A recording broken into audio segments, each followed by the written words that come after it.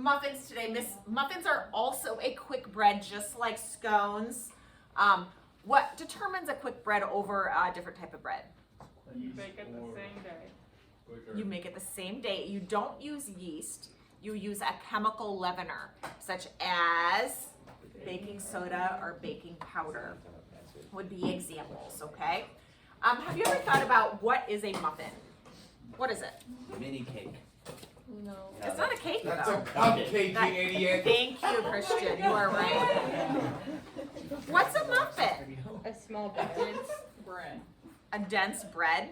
It's not really a bread. I mean, like a yeast. Cake and a bread mix. Wait, what defines bread? Yeast? Then why do we call it? Then why do we say muffin bread? I mean, banana bread. This gets so weird. That's a type of quick bread. So it is kind of a bread. More like banana. So a muffin is a lot like a cake or a cupcake, but it's less sweet and it's more dense. And the great thing about making muffins is that they're portable. They're super quick. You can make them right away. And you can alter the flavors in lots of different ways. So what we're going to do is make basic muffins. And then tomorrow for your lab, you're going to get to choose what direction you want to take your flavor, whether it's sweet, whether it's savory, whether it's plain, whatever it might be, okay? So in order to make muffins, you're going to need to learn how to do the muffin method. The what? The muffin method. Oh, have you heard the muffin method? Who lives? What's that song? Do you know the Muffin Man? What? Okay, here we go. So the muffin method is simply where you take your dry ingredients in one bowl and your wet ingredients in a separate bowl. The reason we do this is to reduce the development of gluten, so it requires as little stirring as possible.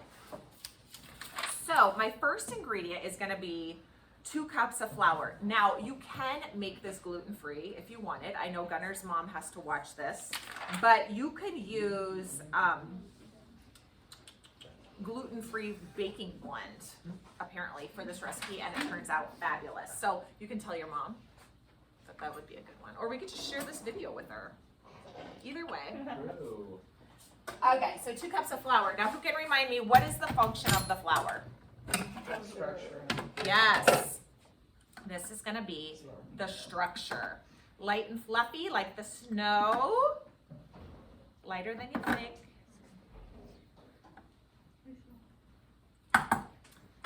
Straight up your spatula to level.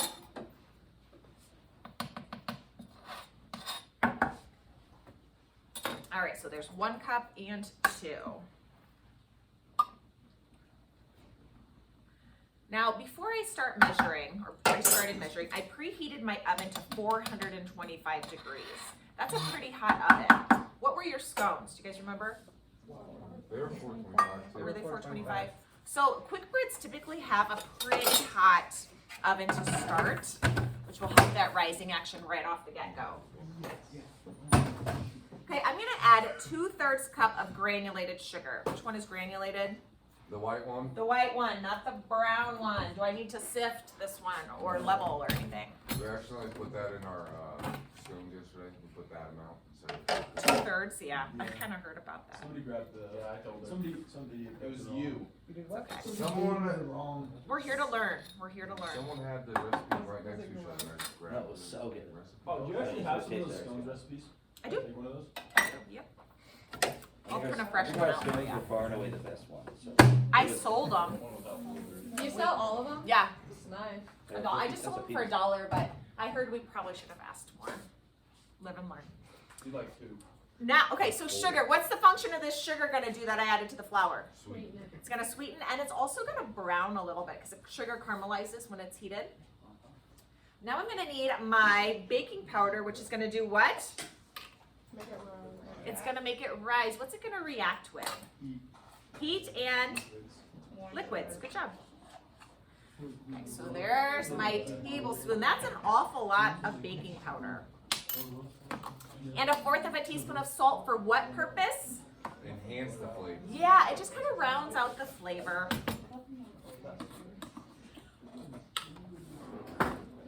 1/4 teaspoon, which I do have. I do not have the 1/8, which would be 1/2 of a 4. Okay, so that's my dry ingredients. I'm gonna take a whisk and just whisk this together so they're all mixed in and set that aside. Now it's time for my wet ingredients, which is going to be a large egg. Now again, there's a note for vegan options. If you don't want to use an egg, you can use 1/4 of a cup of applesauce or mashed banana in place of an egg. Yeah, yeah. Just use egg. So 1 egg, 2/3 cup of whole milk. I'm going to use my liquid measuring cup. Remember to get down eye level. Now my egg is actually going to act as a binder for my muffin mix. So it's going to hold together and not be too runny. Do you guys use eggs when you make like meatballs or meatloaf or Yeah. hamburgers to kind of hold it together? It's going to do the same thing for our muffins. Now the milk, what was it, 2/3 cup, is going to turn our mixture into a batter and help add moisture to the muffins, as well as some nutrition. So this goes in with our egg, as well as a teaspoon of vanilla, which is simply for flavor.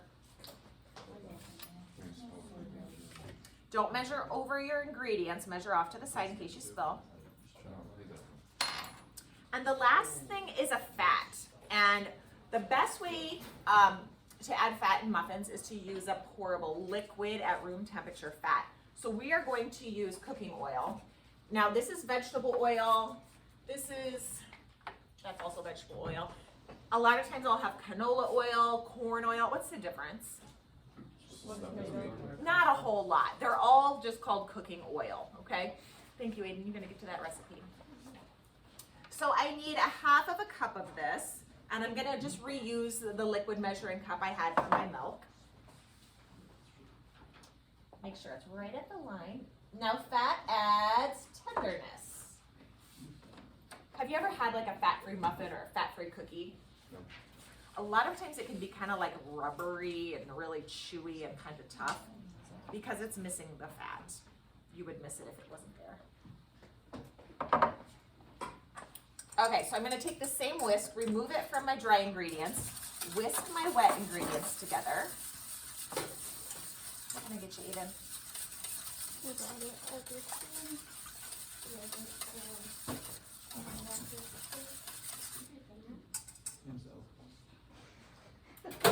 Okay, so I'm gonna pour the wet ingredient. Actually, before I do that, I'm gonna prepare my cupcake pan. Use these. These are called USA pans. They're just the newer ones, and they'll cook a little bit better than some of those old junky ones we've got in there. I want to coat it with nonstick cooking spray in the cups, and what I suggest doing is spray over a sink. Don't spray over the floor because it makes a slippery spot and somebody could slip and fall. So spray your muffin cups for easy release. All right, now I'm going to pour my wet ingredients into my dry ingredients. And I do not want to stir with my wire whisk because if I do, all that batter will get clumped up into my wires. Can somebody please grab that? Kevin. Got that, man? You getting it? We're gonna miss it. Just let it go. They'll try again. If they call.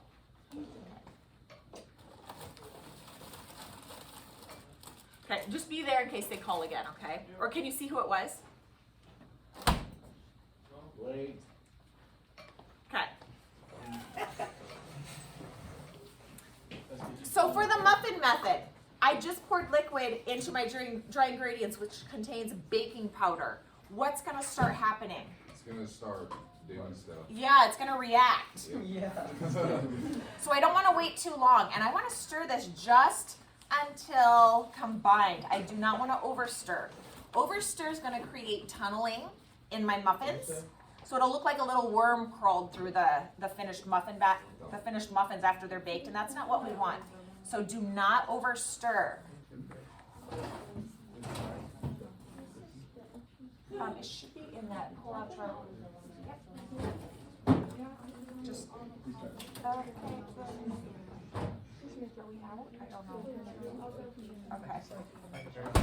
Okay, so stop. It's kind of like, don't overdo it.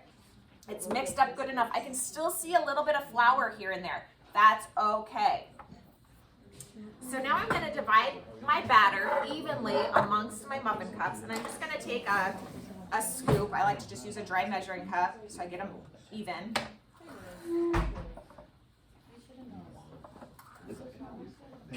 Now, why did I not put cupcake liners in the pan? Because they're not cupcakes. Exactly. Some people do for their muffins, and that's fine, I guess, but I feel like a muffin has more of a, like those have a paper, but I feel like a muffin typically just has more of like a crisp edge and not a paper lined edge.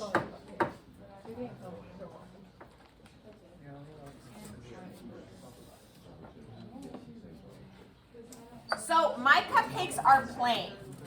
Before I put this in is when you guys would add whatever stir-ins you want. And I'm going to give you some ideas here once I get this in my muffin pans. And I didn't really have enough for 12, but I'm just going to leave it. So actually I got 9. Now a trick I once learned, oh my gosh, yes. I'm going to put just a little bit of water in my empty muffin cups just to add some moisture into the oven. It'll help them cook a little more evenly too. Now my oven did not preheat, so I can't put them in quite yet, but I am going to cook them for 10 minutes, reduce the heat to 350, and then cook about 5 more minutes. And for these, you will use a toothpick to make sure the largest cupcake in your pan is cooked through. You don't need to toothpick every one of them. Just choose the biggest one because that'll indicate whether they are all done or not. Now, variations. Here's a few variations. Feel free to come up with your own too, but you have to let me know what your group wants to do by the end of class because I'm going to the grocery store today after school. So blueberry muffins, you could fold in 2 cups of fresh or frozen blueberries. Cinnamon raisin, you could add a teaspoon of cinnamon and a cup of raisins. Everybody gags when you say raisin. What is that? Because raisins suck. Hey, Connor. It's They're just grapes. dried grapes. It's just grapes. Chocolate chip muffins, you could fold in 2 cups of chocolate chips. Cranberry orange, you could add a tablespoon of orange zest and 1.5 cups of fresh or frozen cranberries and top with orange powdered sugar glaze. Cheddar bacon, you could fold in 4 strips of bacon and a cup of cheese. Those are just suggestions. What I want you to do is go ahead and get with your group, communicate about what flavor you want, and then let me know. They're just dry grapes.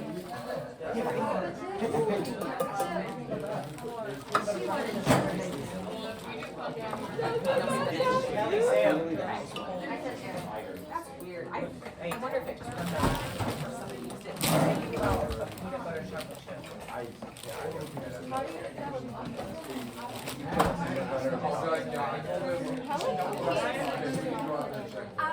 Maybe like a teaspoon. You want me to sprinkle some?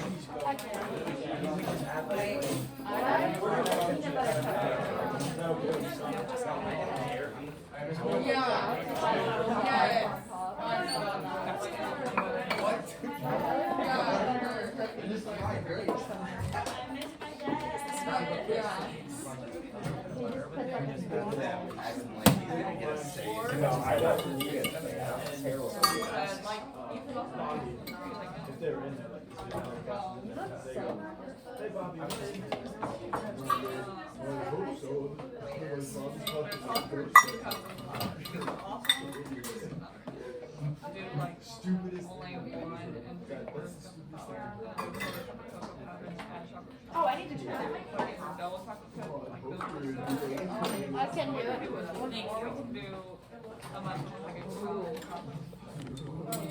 Whatever you